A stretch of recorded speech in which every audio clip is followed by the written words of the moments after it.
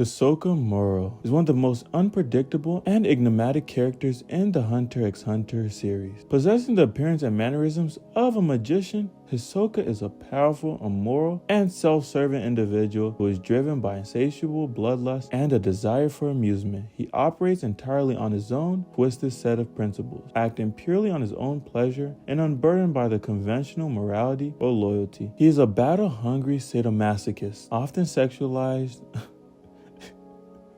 Alright, let me stop. This boy is sick. I always forget that, but just talking about it just makes me realize how much more sick he is. He likes pleasure from fighting strong opponents and experiencing near-death situations. He actively seeks out powerful opponents and prunes out those who he deems too weak, killing them without hesitation. And when I was first watching the show, I immediately knew something was wrong with him when he wanted to fight Netero. And when we later find out how strong Netero actually was, he would have smoked Hisoka so quickly. I'm so glad that fight did not happen and Netero just shrugged it off. But despite his chaotic nature, Hisoka is a genius-level tactician and a master of deceit. He uses his ability Bungee Gum, which if you didn't know, has the properties of both rubber and gum. And this is not an ad. And Texture Surprise, which creates flawless illusions on thin surfaces to trick and confuse his opponent. He has no permanent allies or enemies, only potential toys or prey. He was a member of the Phantom Troop, kind of, not really anymore, I'd assume.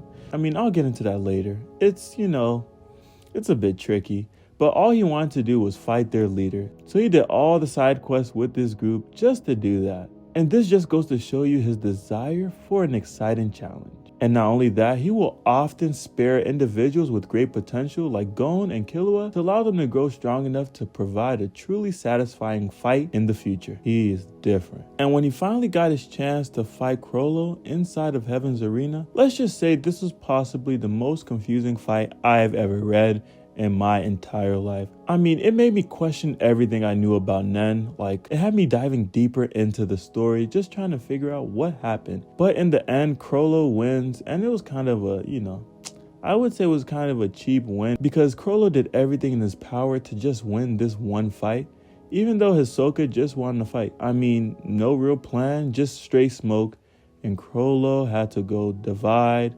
conquer, think about what he wanted to do, devise a plan. Oh my goodness. But you really can't be mad at this dude because if you really think about it, Hisoka really dangerous and he's kind of scary. But in the end, he basically died. However, he used a powerful application of post-mortem Nen, applying Bungee Gum to restart his heart and lungs, successfully resurrected himself. And now Hisoka's resurrection is a prime example of Hunter x Hunter's power system flexibility and the raw power of Nen after death, aka post-mortem Nen. Nen has now become significantly stronger and more persistent after the user's death, often driven by a strong emotion or pre-programmed condition. Hisoka did not leave his revival to chance. Prior to the fight with Chrollo, anticipating the risk of death, he pre-programmed his Nen to activate a specific simple function in the event that his heart and lungs stopped.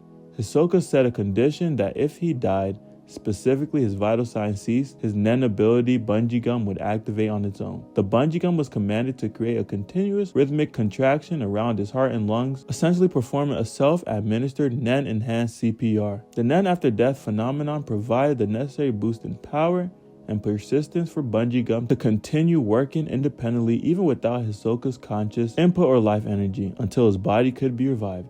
And Maki, who was ordered to tend to his corpse, noticed his aura activate and work on its own, a clear sign of post-mortem Nen. But this near-death experience fundamentally shifted his approach. He realized his previous philosophy of giving opponents the home field advantage in a fair fight, as he did with Chrollo, almost got him permanently killed. He is now more ruthless and pragmatic, vowing to fight on his own terms and no longer giving his opponents any handicaps or control over the battlefield. Now let's talk about his current goal. He is going on a chaotic campaign to annihilate the entire Phantom Troop, thus depriving Chrollo of his toys and forcing a constant high-stakes battle for survival. This almost immediately begins when he restrains Maki using Bungee Gum, sparing her temporarily so she could deliver his warning to the other members. Then he killed Kortopi while he was defenseless in the bathroom and killed Sharnark shortly after, impaling him and leaving his body and Kortopi's head as a gruesome message tied to a swing set.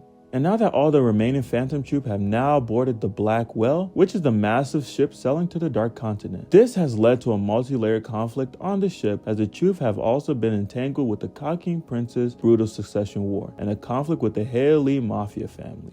And when I tell you it's a lot of moving parts on this Dark Continent ship, I'm telling you it's going to get very crazy. It's already crazy right now if you've been keeping up. But if you haven't, don't worry. I will go over almost all the chapters from 358 to ongoing, which is after the fight between Hisoka and Crollo. As of right now, Hisoka is currently operating in the shadows of the lower tiers of the ship, and we're all wondering how he got on. All of a sudden playing a specific complex card game called Square X and observing the various forces at play. His unpredictable presence serves as a constant, looming threat to the troop, who are now forced to operate with caution and keep their guard up. The situation is tense, with the troop members seeking revenge. Hisoka is stalking his prey. And not only do the troop have to worry about Hisoka, they also have to worry about the other factions of the Kakin Princes. And when I tell you, it's going to be an absolute war on this ship. And here are the remaining troop members on this ship. Of course, Crollo Lucifer, Phaeton, who was last seen in Tier 5 of the Char offices, Finks, Nobunaga, Machi, Banalanov. I don't know if I ever say his name right, I promise you. It's such a tongue twister type of name. And lastly, Shizuki. And they're all making their way up to Tier 5. Oh, and I forgot Illumi, who was on Tier 3 with Kaluto, but I'm not really sure if, he's going to fight Hisoka or be on the same page as the troop members. I don't know. Him and Hisoka are kind of like twins, to be honest with you. I don't see him turning his back on Hisoka just yet. I think it's inevitable that they have to fight, but they probably might not. They might just work together, if I'm being honest with you. And I also hope Hisoka meets Kurapika's team, which would be kind of fun. That would be cool to see him become a bodyguard for Prince Wobble. But Hisoka, he has different goals, and I would be surprised if he were to accept that challenge or that team up. But this is where he has the real advantage. There's a lack of safe zones. On the ship, there's a mafia war going on, Nenbeast, Kakin Princes, along with hunters and zodiacs alike. The spiders are constantly having to navigate these threats, which Hisoka can use as a cover for distraction. For instance, the Heili family conflict in Tier 3 could draw out the troop members, making them easy targets for Hisoka lurking in the shadows. And Crollo is very desperate for this new Nen ability so he can guarantee victory against Hisoka and wipe him off forever. However, if Hisoka finds out about these plans of his, it will be much easier to take him out. And this time, Hisoka's not looking for a real battle. He's looking to annihilate Crollo as soon as possible.